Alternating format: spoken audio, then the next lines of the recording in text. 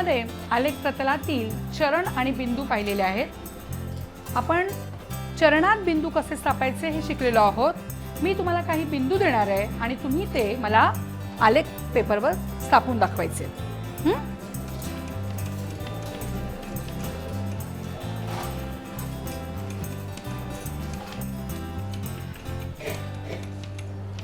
आजच्या माझ्या पाठाचे उद्दिष्ट आलेख प्रतलातील बिंदूंचे निर्देशक योग्य चरणात स्थापणे हे आहे। मुले आलेखात बिंदू स्थापताना बऱ्याच वेळा धन आणि ऋण संख्यांचे चुका करतात।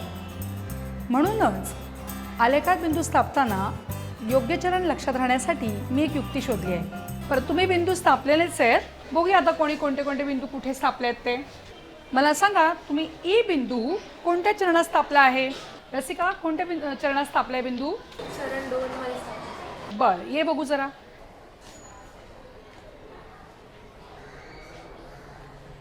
रसिकाने हा बिंदू बरोबर स्थापला आहे का? कोणत्या चरणात आला हा बिंदू? हा चरण 3 मध्ये। बर, दाखव बघूया।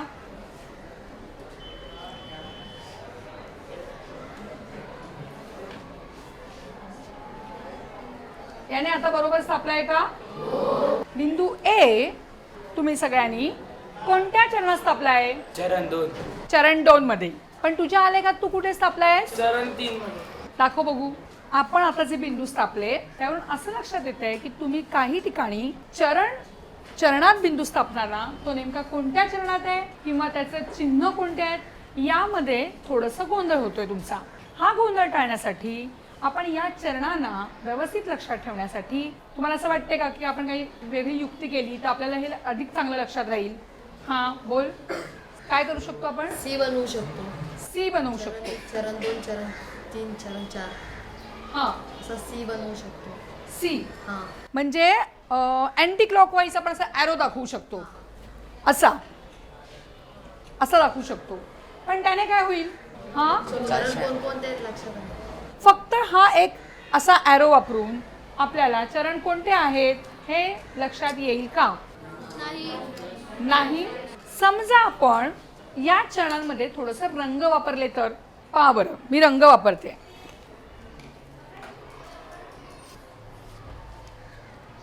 दोन रंग कशासाठी वापरलं असं तुम्हाला वाटतंय?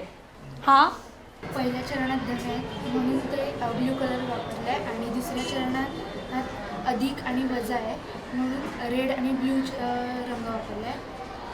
तिसऱ्या चरणात ऋण दोन्ही साईडला आहेत, एक्स अक्षावर पण आणि वाय अक्षावर म्हणून रेड कलर वापरलाय आणि चौथ्या चरणात अधिक आणि वजा आहे म्हणून रेड आणि ब्ल्यू वापरलाय। मी हा निळा रंग कशासाठी वापरलाय? कोणत्या संख्या दाखवण्यासाठी? धन संख्या दाखवण्यासाठी निळा रंग वापरलाय। तर मी लाल रंग कशासाठी वापरलाय? ऋण संख्या दाखवण्यासाठी मी वापरलाय लाल रंग। आता दोन रंगांमुळे आपले हे चारही भाग आपल्याला स्पष्ट दिसतात। आता तुम्ही सांगू शकता की जर आपण चरण 1 घेतलं तर रंगानुसार चरण 1 मध्ये कोणत्या संख्या येतील? धन संख्या। चरण 1 मध्ये कोणत्या संख्या येतील? धन धन। चरण 2 मध्ये बिंदूच्या निर्देशकाचे चिन्ह काय वर असतील? ऋण आणि धन आणि धन। वीणा, तू इथे सांगताना ऋण चिन्ह आधी काय बरं सांगितलंयस?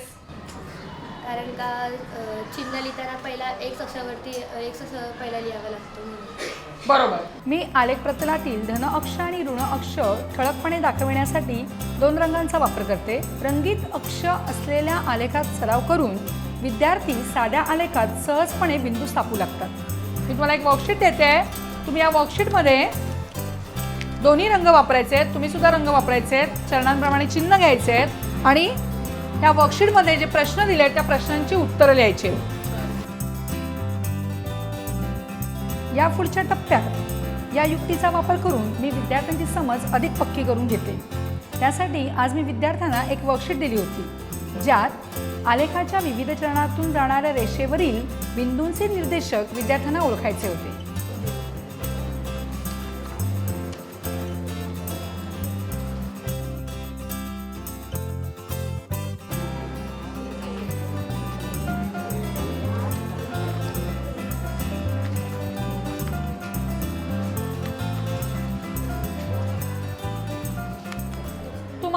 दिलेल्या वर्कशीटमधील प्रश्नांची उत्तरं लिहून झाली असतील तर आपण बघूया. प्रश्न पहिला होता, रेषा ए बी कोणकोणत्या चरणातून जाते?